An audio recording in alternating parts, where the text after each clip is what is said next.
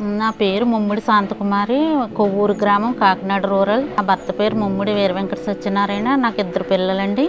ఒక అబ్బాయి, పెద్ద అబ్బాయి మాతో పాటు కోవాది చేస్తున్నాడండి. చిన్న అబ్బాయి ఉద్యోగం చేస్తున్నాడు. ఫస్ట్ మా ఆయన గారు ఒక్కరే పాల వ్యాపారం చేసేవారండి.